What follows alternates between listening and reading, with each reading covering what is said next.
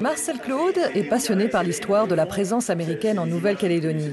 Début 2013, en surfant sur Internet, il tombe par hasard sur une collection de photos intitulée « Îles du Pacifique ». Les images défilent à l'écran quand soudain... Donc là, c'est la première image que j'ai trouvée sur Internet du photographe Hugh Morton. C'est une vue du Mont d'Or, elle est dénommée « Vue du Mont d'Or à Nouméa ».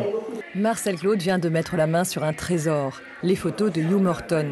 Ce jeune photographe fait partie du 161e Signal Corps Photographic Company. Son rôle, filmer et photographier les troupes US dans le Pacifique.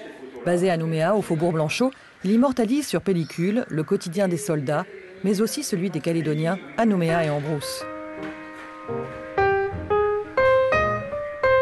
Ces images de Hugh Morton sont les témoignages exceptionnels d'une période qui a marqué pour toujours la vie des Calédoniens.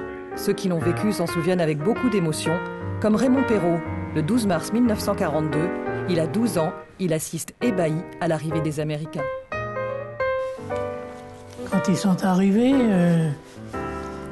moi j'habite Faubourg Blanchot, avec des copains. Nous sommes montés au Mont Coffin pour voir tous ces bateaux. Il y avait des dizaines et des dizaines de bateaux. Et le soir même, tout le bas du quartier était rempli d'Américains dans les bars. Le lendemain matin, ils se sont installés dans le haut du faubourg, en haut de la rue Montcalm, là, les premiers. Et tous les gosses du quartier étaient là le matin pour voir les Américains. En 1942, Robert Collen a 11 ans. Lui aussi vit au Faubourg Blanchot. Les GIs lui confient une tâche très importante, recruter les filles pour les balles. J'allais dans toutes les maisons, et puis oui, je veux aller, je veux pas. Ben, après, on faisait un ramassage avec les whippoons là, américains.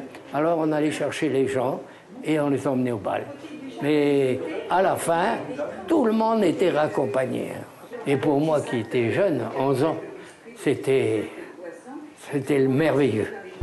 Entre mars 42 et juin 46, plus d'1 million d'Américains ont séjourné en Nouvelle-Calédonie. L'un d'eux s'appelait Hugh Morton. Cette exposition rend hommage à son travail, à tous les GIs et aux Calédoniens qui les ont accueillis.